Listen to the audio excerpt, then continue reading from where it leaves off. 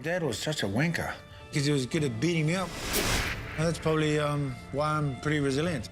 Abused as a child and jailed in his teens, Mark Hunt's story would have ended in a terrible way if it wasn't for martial arts.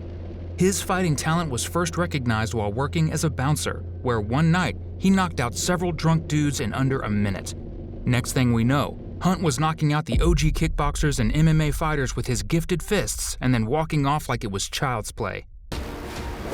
Why would I be afraid of anyone?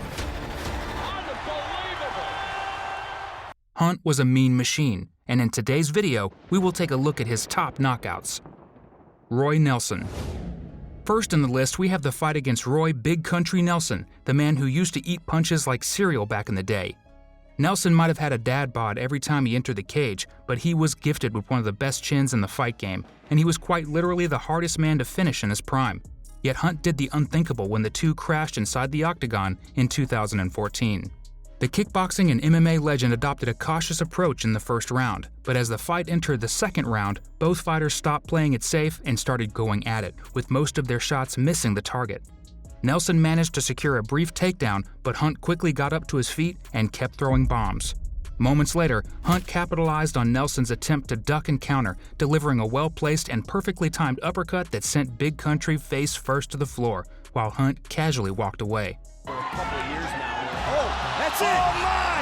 And it's all over! Never done before! Hunt by knockout! Frank Mir. Hunt also has a former UFC heavyweight champion on his list of vanquished foes in the shape of Frank Mir. In the first minute, the two fighters kept a safe distance and made reads on each other. Mir went for a takedown, but failed to execute it. In the third minute, they started to exchange blows. Mir landed a nice jab and then a head kick, whereas Hunt went for the right hook time and again.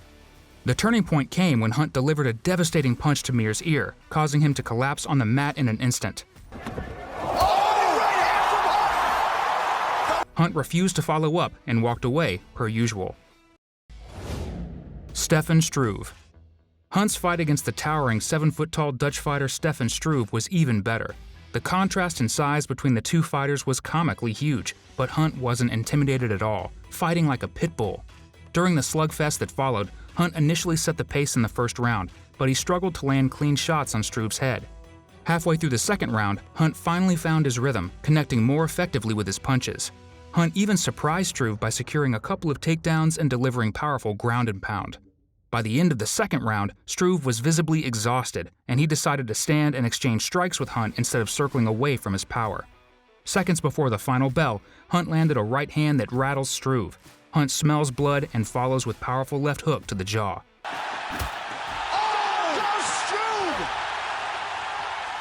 The skyscraper crashed to the ground, capping off Hunt's night with yet another walk-off knockout victory. Chris Tuchscherer. Next up, we have Hunt's crucial fight against Chris Tuchscherer. When the two battled at UFC 127, Hunt was riding a 6-fight losing streak and was coming off a submission loss to Sean McCorkle in his UFC debut. He really needed a spectacular performance.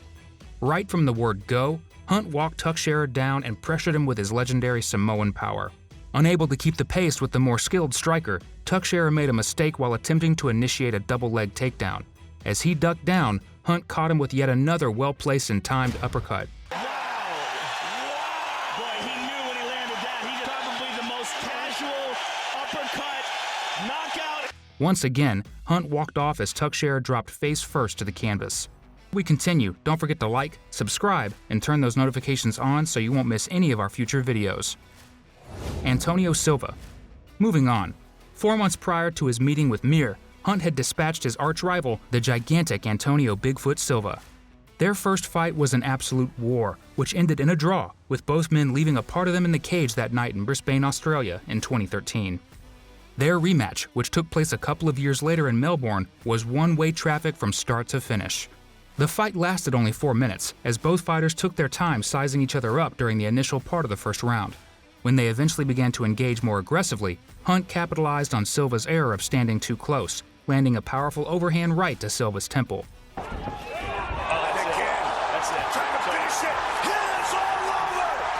Silva dropped to his knees in an instant, and Hunt continued to unleash big shots until the referee was forced to step in and protect the Brazilian fighter.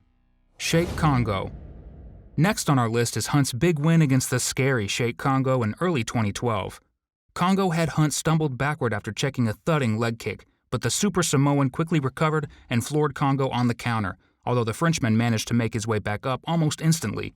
From there on, Hunt started pushing the pace, cutting off the cage and rocking Kongo with a gigantic right hand. Kongo tried his best to avoid the onslaught, but Hunt refused to let him off the hook. The Kiwi chased his foe like a demon and dropped him with a flurry of punches. Hunt followed up with vicious ground and pound until Herb Dean jumped in and saved Kongo from more brain damage. 10, 260. Oh, big night here. Kongo's in all sorts of trouble. That's it. And he's trying to finish it here. It's over. It's over. And it's all over. Yosuke Nishijima. One of Hunt's most wholesome performances in MMA came early in his career against Japanese boxing phenom Yosuke Nishijima, who was making his debut when the two competed in 2006. On the feet, the fight was a classic barn burner between two highly skilled punchers, although Hunt had the edge in the power department. Both men launched bombs at each other for 20-odd minutes, with Hunt securing takedowns every now and then to break his opponent's rhythm. After 20 minutes of action, Hunt knocked his opponent out cold with a vicious right hand and then walked away like nothing happened. Jab, nice right, and that walks Nishijima, and it's over! Tsuyoshi Kosaka. The final KO on our list, Hunt's final knockout victory in Pride FC against Tsuyoshi Kosaka. In his last victory within Pride, Hunt dominated most of the action during the initial 10-minute round, even managing to knock Kosaka down at one point. The second round unfolded similarly, with Kosaka absorbing a barrage of strikes from Hunt. In the closing minute of the second round, Hunt delivered a knee to the head that sent an exhausted and battered Kosaka to the canvas. However, Kosaka displayed tremendous resilience by getting back to his feet and pressing forward, albeit into a devastating right hook from Hunt. Ooh, big overhand right. I mean, are you amazed it's finally over? That's it. I was just going to ask you. Kosaka dropped to his knees and was unable to continue, prompting the referee to halt the fight at the 4-minute and 15-second mark of the second round. Mark Hunt is truly one of the baddest fighters of all time, whose power, granite chin, and walk-off KOs turned him into a fan favorite in just a few years of his entry into MMA. Which is your favorite Super Samoan moment? Let us know your thoughts in the comments. If you liked the video, please subscribe to our channel and turn those notifications on. Also, knock out your boredom by watching the other cool videos on our channel. And remember, protect yourselves at all times. See you in the next one.